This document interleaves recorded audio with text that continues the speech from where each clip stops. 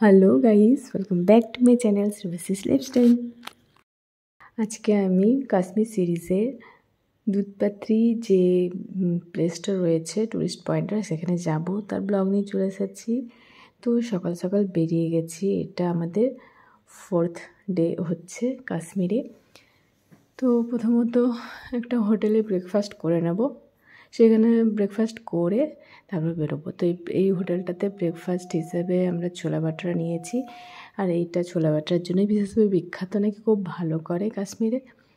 তাই ড্রাইভার নিয়ে এলো, তো সেখানে আমরা ঢুকেছি।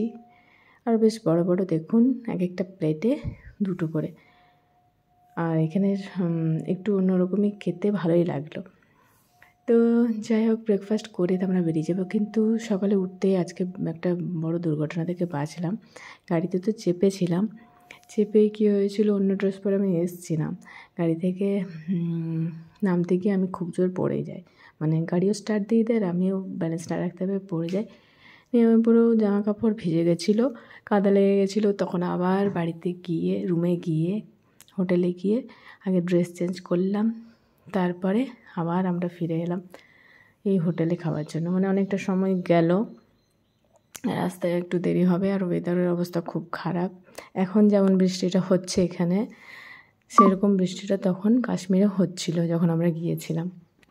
প্রতিদিন বিকেলে তো হচ্ছিলই, একদিনও বেরোতে পারছিলাম না। সকাল থেকেও ওয়েদার খারাপ ছিল। মাঝ রাস্তায় আমরা প্রত্যেকটা জায়গাতেই বৃষ্টির কিছু না কিছু পেয়েছি। তো এই দিন তো খুবই বৃষ্টি ছিল, দুধপাত্রি যেদিন আমাদের ডেট ছিল। তো কিছু করার নেই, একটা দুর্ঘটনা থেকে তো বাঁচলাম, ঈশ্বরের কৃপায় বেঁচে গেছি খুব জোর। তো খেয়ে নিচ্ছি ব্রেকফাস্ট। দেখুন খুব সুন্দর গরম গরম ছোলা বাটোরা, খুবই ভালো লাগলো। আর দেখতেও যেমন সুন্দর, খেতেও খুব সুন্দর হয়েছিল। আর রেটটাও অনেক বেশি সুন্দর। তো গাড়িতে বসে গেছে আবারও। এরপরে রাস্তায় সুন্দর দৃশ্য দেখতে দেখতে চলে যাব আমাদের ডেস্টিনেশন দুধপাত্রি। এটা একটু নিউ টুরিস্ট পয়েন্ট। আগে এটা অত ফেমাস ছিল না, এখন অনেকটাই ফেমাস হয়ে গেছে। এটা ঠিক দেখতে অনেকটা সেই পেহেলগামের মিনি সুইজারল্যান্ডের মতো শুনেছি। আমিও ফার্স্ট যাচ্ছি, তাই আমার জানা ছিল না। আমি পয়েন্টটা যেহেতু জানতাম, তাই এটা আমি প্যাকেজের মধ্যে রেখেছিলাম। তো রাস্তায় এরকম দৃশ্য দেখতে দেখতে গেলাম, অনেক আপেল গাছ দেখতে দেখতে গেলাম। আবারও আসার সময় দাঁড়াতে পারি আপেল গার্ডেনে। তো আমরা পৌঁছে গেছি। এই হচ্ছে দুধপাত্রি, চারধারে পাহাড়ে ঘেরা সুন্দর জঙ্গলের মধ্যে একটা বড় দেখুন সবুজ জায়গা, মানে গ্রাউন্ডের মতো রয়েছে, যেখানে অনেক কটেজ রিসোর্টগুলো রয়েছে।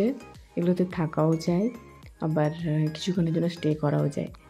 আর লোকেশনটা সত্যি খুব সুন্দর ছিল। কিন্তু এখানে নেমে মানে পৌঁছে এতটা ঠান্ডা বেড়ে গেছিলো, মানে প্রায় 0 ডিগ্রি বলা যেতে পারে।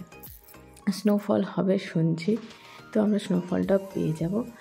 আর এত ঠান্ডা লাগছিলো ওখানে, আমি একটা সোয়েটার পরতে হলো, মানে ভেতরে আরেকটা আমাকে সোয়েটার পরতে হলো, আমি ব্যাগে করে নিয়ে এসেছিলাম, এত ঠান্ডা লাগছিল।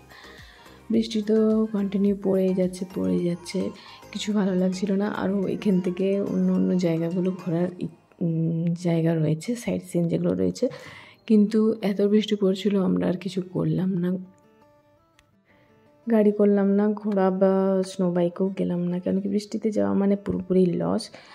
পুরো রাস্তা তো যেতেই পারবো না, ভয় লাগবে, কাদা থাকবে, অনেক রকম সমস্যা সবাই বলেই দিল। তখন টাকাটা তো ফুল পেড করতেই হবে, কিন্তু ঘোরা ঠিক মতন হবে না, বৃষ্টিতে কিছুই ভালো লাগবে না। সেই জন্য যাওয়া হলো না। বৃষ্টি থামার অনেকক্ষণ অপেক্ষা করলাম, কিন্তু কন্টিনিউ পড়েই যাচ্ছিলো। তো শেষে আমরা ভাবলাম না থাক, জায়গাটা দেখা হলো, এটাই অনেক। আর বাইরে আর গেলাম না, মানে আর একটু ভেতর যাওয়া যায়, যেখানে কি মানে একটু বরফ পাওয়ার চান্স থাকে ঘোড়ায় করে গেলে বা স্নো বাইকে গেলে। কিন্তু আর গেলাম না, যা বৃষ্টিটা পড়ছিল। তাই এখানেই আমরা সুন্দর স্নোফল পেয়ে গেলাম। তো আমাদের যাওয়ার ফলে দেখুন খুব সুন্দর বলতে হালকা হালকাই পড়েছিল, খুব ঘন পড়েনি, ছোটো ছোটো দানার মতন পড়েছিল। তো সেটাই আমরা এখানে এনজয় করে নিলাম, আর দূরে কোথাও গেলাম না। এই ওয়েদারের মধ্যে দূরে যাওয়াটাও ঠিক মনে হলো না। দেখুন কী পরিমাণে স্নোফল এখন হচ্ছে। একটু আগে বৃষ্টি হচ্ছিলো, বললাম না, টেম্পারেচারটা একদম নেমে গেছিলো, 0, প্রায় 0। তখন দেখলাম একটু আগে দেখলাম 1 ডিগ্রি ছিল, তারপরে যখন স্নোফলটা হচ্ছে তখন প্রায় 0 ডিগ্রি -1 এরকম ছিল। তো এই স্নোফলে আমরা একটুক্ষণ এনজয় নিয়ে নিলাম, সবাই বেশ বাকি যারা সব টুরিস্টরা ছিল সবাই এনজয় নিয়েছিল, খুব চেঁচাচ্ছিল, এত করে চেঁচাচ্ছিল, মানে স্নোফল যেহেতু হচ্ছে সেরকম পরিমাণে হচ্ছিল না, কিন্তু খুব সূক্ষ্ম সূক্ষ্ম দানার মতন হচ্ছিল, কিন্তু বেশ ভালো লাগছিল। আর আমি তো আস্তে আস্তে পড়ে গেলাম বলে আমার ড্রেসটাও ঠিক মতন হলো না, তো কোনো রকম হড়বড় করে যা পেলাম সেটাই পরে চলে এসেছি। তো সবাই মিলে আমরা এনজয় নিচ্ছিলাম, একবার করে সবাই একটু ভিজছিলাম স্নোতে, আর এত ঠান্ডা লাগছিল যে কিছু বলার নেই। আমাকে তো পুরো মানে এই ট্রিপটাতে আমাকে এই হুডির টুপিটা পরে থাকতে হচ্ছিলো। হুডির টুপিটা পরলে একটু অন্যরকমই লাগছে, মানে মনে হচ্ছে যেন কত ঠান্ডা লাগছে, কিন্তু সত্যি খুব ঠান্ডা ছিল। মানে এই যে পরিমাণ ঠান্ডা ছিল সামনে না থাকলে বোঝা যাবে না। তাও আমি গ্লাভসটা খুললাম, যেহেতু মোবাইল ইউজ করছি অসুবিধা হচ্ছে, গ্লাভসও মানে খুলে থাকা যাচ্ছে না, এত ঠান্ডা। বৃষ্টি এখন থেমে গেছে, এবারে আমরা আস্তে আস্তে নিচে থেকে নামছি। আরও বৃষ্টি হবে তখন বেরিয়ে যাওয়াটাই ভালো হবে, কেন কি রাস্তায় প্রচুর জ্যাম, গাড়িতেও যাওয়াটা সমস্যা হয়ে যাবে রাস্তায় জ্যাম হলে। সেই জন্য একটু আগেই বেরিয়ে যাব কিছু খেয়ে। এখানে খাবার ব্যবস্থা সব সুন্দর রয়েছে।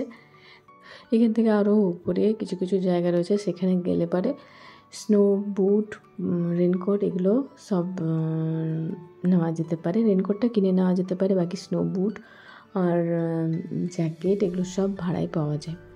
তো দেখুন সামান্য পরিমাণে স্নোফল যেটা হয়েছে সেখানে একটুক্ষণ আমরা এনজয় নিয়ে নিচ্ছি, আর এখন কমে গেল অনেকটাই।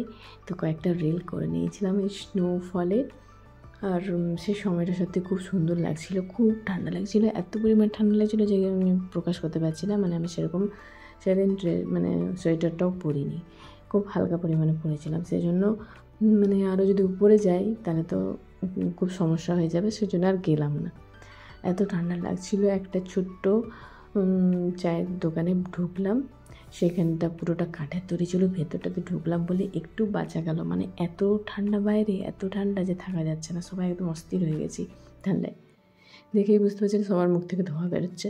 তো গরম গরম ম্যাগি খেয়ে নিলাম, খাচ্ছি একটা একটা করে, ওরা বানাচ্ছে, প্রচুর মানে কাস্টমার রয়েছে, অনেক টুরিস্ট রয়েছে, সবাইকে দিতে হচ্ছে। আর দোকান, একটা দোকানে যদি সবাই ঢুকে তো অনেক তো ভিড় হবেই, ম্যাক্সিমাম দোকানেই আছে, তবে আমরা যে দোকানে ঢুকি সেখানেও ভালোই ভিড় ছিল, জায়গা কম ছিল। তো ম্যাগি চা এগুলো সব খেয়ে তারপরে আবার বেরিয়ে পড়লাম। তো সামনে আর একটু এই ভালো লোকেশানটা পেলাম, সেখানেও দাঁড়িয়ে কয়েকটা রিল করে নিলাম। আর এই লোকেশানটা এত দারুণ লাগছিলো, পুরো মিনি সুইজারল্যান্ডের মতন। মিনি সুইজারল্যান্ডটাও ঠিক সেম, চারধারে এই পাহাড়, ঘন জঙ্গল, আর মাঝখানে এই সবুজ ক্ষেত্রটা। তো সত্যি এই সিনগুলো মানে এতই ভালো লাগছিল। কাশ্মীর ম্যাক্সিমাম জায়গায় এরকম দৃশ্য, আর এরকম দৃশ্য সত্যি মানুষের চোখ জুড়িয়ে যায়। এত ভালো লাগছিল যে কী বলবো, জায়গাগুলোতে মনে হচ্ছে আরেকটুক্ষণ থাকি, কিন্তু আরও উপরে যাওয়া যেত, গেলাম না।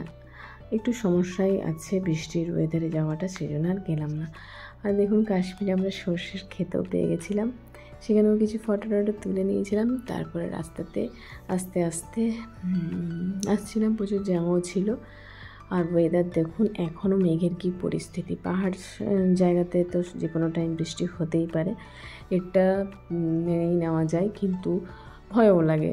মানে গাড়ি এই একটু উঁচু উঁচু জায়গাতে যখন যাওয়া হয় তখন গাড়িতে গেলে একটু সত্যি ভয় লাগে, বৃষ্টির ওয়েদারে বিশেষ করে। তো বৃষ্টি কন্টিনিউ পড়েই যাচ্ছিলো, পুরোটাই বৃষ্টি পেলাম। তারপরে আসার সময় আরেকটা হোটেলে আমরা, লাঞ্চ তো সেরকমভাবে হচ্ছিলো না, আলুর পরোটা এগুলো সব খেয়ে নিয়েছি।